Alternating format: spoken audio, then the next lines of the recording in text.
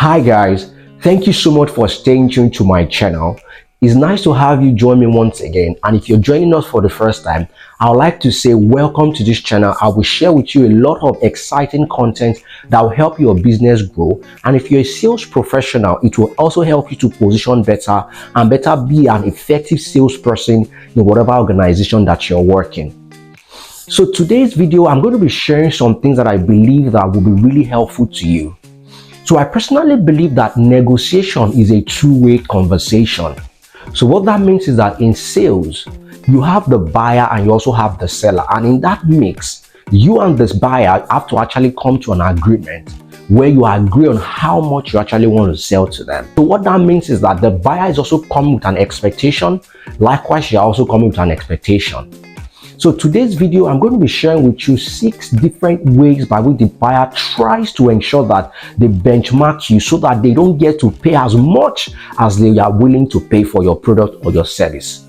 And I'm also going to be talking about some of the ways by which you can actually handle some of the conversations when they come up from the buyer.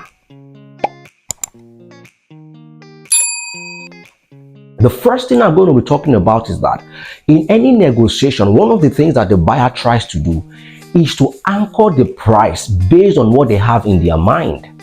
So a lot of times I've seen conversations where a buyer will come to me and say, for this item, I would like to pay £300 for this product. That is how much we are willing to spend on this particular product. So what that means is that the buyer has already come to you with what they are willing to pay.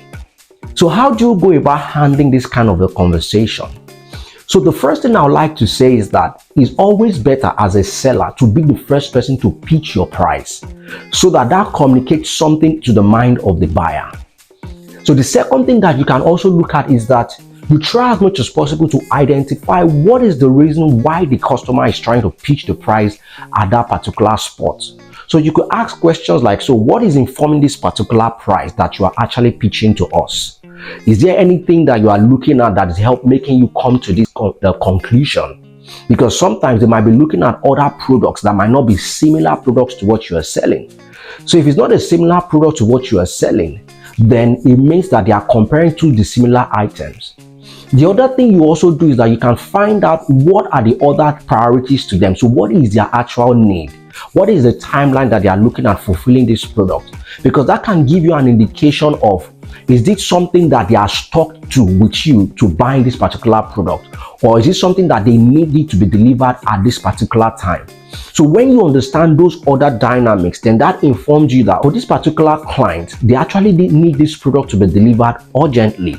Also, this product is something that they need and you are like the major seller that sells this product. So that gives you some other level of advantage to be able to play around your price and let the customer know that for this particular reason, we might not be able to shift our price on this particular occasion.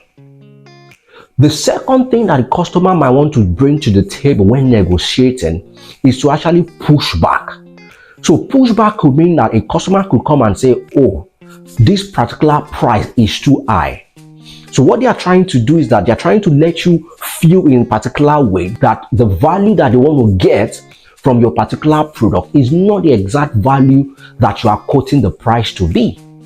So what you want to do in this particular instance is to find out, so why are you pushing back?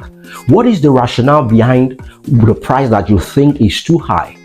So sometimes it might be that the customer is comparing your product to a product that is less even effective as your own product, or a product that is of a lesser quality to the one that you are actually trying to sell to them.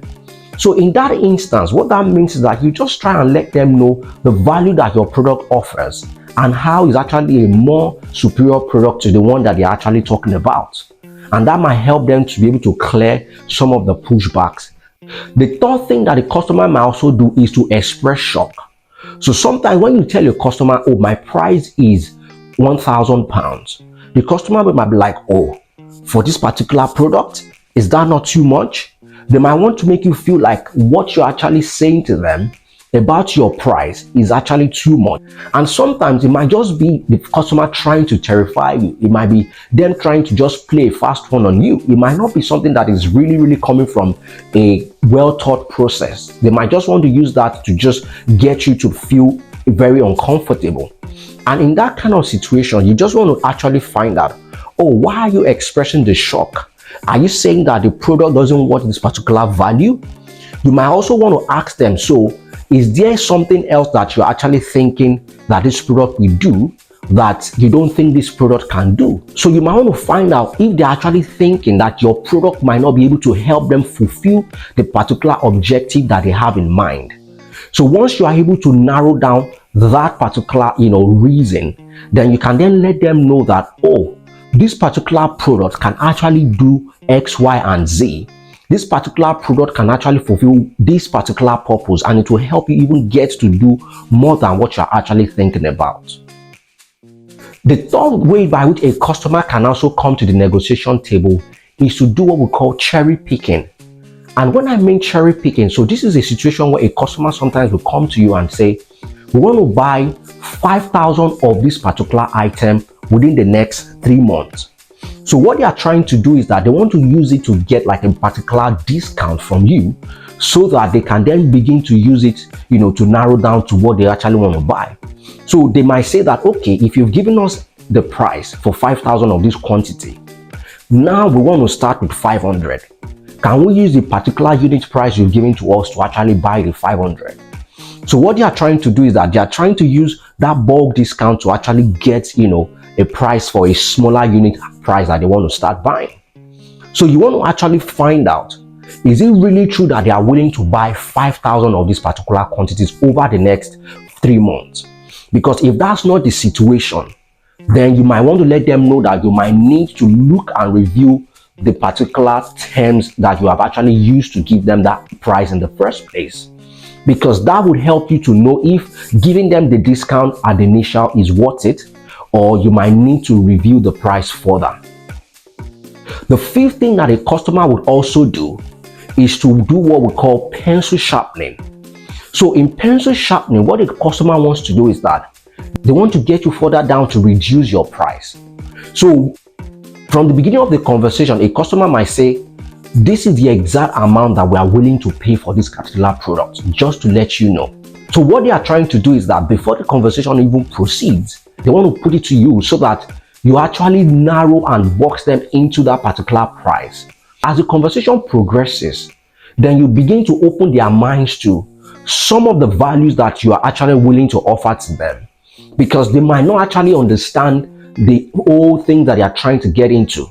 So as you begin to uncover the particular value that you are willing to share to them, then you let them know that for this particular value that we are willing to offer to you, we might not be able to actually go down this particular price, because that helps them to then understand the rationale behind what you're actually saying.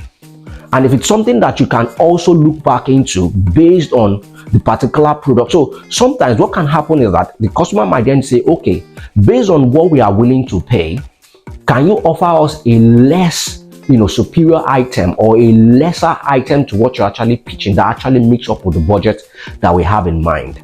So once you're able to come into that conclusion, then you can know that, okay, the price that they are thinking about is actually what you want to actually offer to them. Then the last one that the customer actually does is that they actually try to use time to pressure you into agreeing to their own price.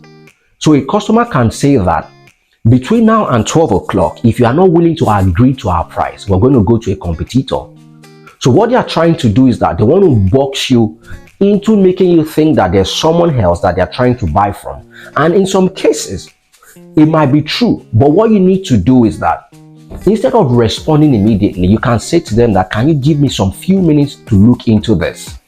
But before going to look into it, you can ask them, do you mind sharing with me your conversation with the other competitor so that I know what I'm actually trying to deal with here? In some situation, the customer might not even be willing to share. Or in some situation, they might say, no, don't worry, we're not going to talk about it. So it might be a situation whereby they might not have even gone to the competitor. Based on what the customer actually says, you might be willing to actually examine their responses and take a look back and review your price if it's worth it. But what that will mean is that once you review your price, there's every probability that the customer will actually try it again if they're trying to actually buy from you. So that is the detriment of that kind of conversation. But not to worry. One of the things you must realize is that negotiation must always be a win-win situation. So what that means is that you want your customer to win, you also want to win. But the thing you must always realize is that before giving out your price, you must ensure that you are actually offering value to the customer. And you must not always cave in to what the customer says. You must ensure that you are also putting in your own conversation and trying to also ensure that what the customer is trying to say to you actually meets up to the objective that you have in mind. So it must not be an emotional thing. It must be something that both of you can actually leave that table with a win-win situation. So I believe some of the things that I've shared with you on some of the tactics that customers might want to use to beat down your price will be very helpful to you. So if you have any particular situation where you have actually negotiated with a customer and you have gotten some positive responses, please share in the comment section, as we would like to know. And if you have any questions, you can also drop it in the comment section. So you can reach out to us for one-on-one coaching session or for a group training session. In the description below, that's where you're going to get some of our details. I believe that everything that I've shared with you today would actually help you to get better in your business or in your sales process. Thank you so much for staying tuned to today's video. See you next time.